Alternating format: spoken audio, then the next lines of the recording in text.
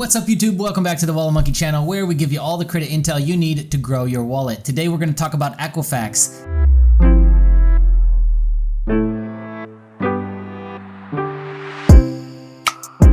Not this piece that was recently published in the news where between March 17th and April 6th, they were putting out inaccurate credit scores for over what looks like to be, well, no less than 300,000 people saw a shift of 25 points or more due to this error.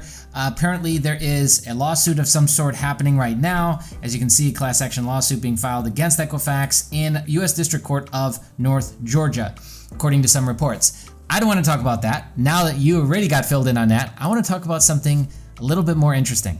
Okay, so you know that it's 2022 and then there's like a data breach every 15 minutes. It feels like your data is being sold, resold, every which way you look. If we come down to on Equifax's website, all the way down to the bottom, I thought this was interesting. For the longest time, you see security breach alerts, and every single site now has this. If there's been a security breach, just go down to the footer and I guarantee you that the site, no matter what niche, has got something like this to where you can go to like the settlement or get it more information or do something about it because they have to now. There's so many of these, they have no choice. So if I click on this, it takes me to this page here, which this happened in 2017 if you remember. Here's where things get really interesting.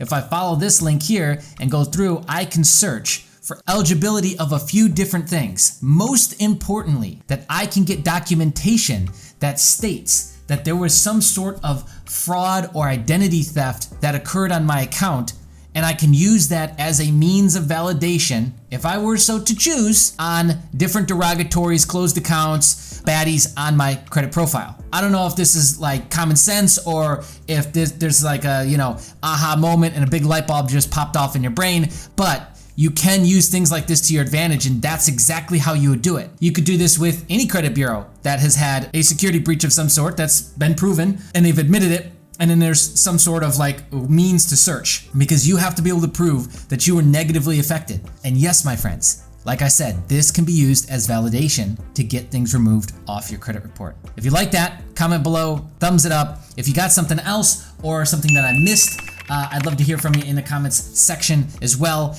And if you're brand new here, then take a second and just click the like button, subscribe, and hit the bell notification. If you want to support us, and you like what we're doing here, you can do another thing. You can head on over to our Patreon. We love our Patreons. Thank you so much for all of those that have already jumped in, subscribed, and supporting us financially. We love you. Thank you. It means a lot with everything that we're trying to do and build out with the website, future plans, etc. If you want to get in on that part of the action, then that's there for you as well. There's a bunch of other links in the description box that's all for you so that you can navigate the website, get more information that you need so that you can keep rocking it and hit your credit goals, right? So anyways, that's it for today. We'll see you in the next one. Bye.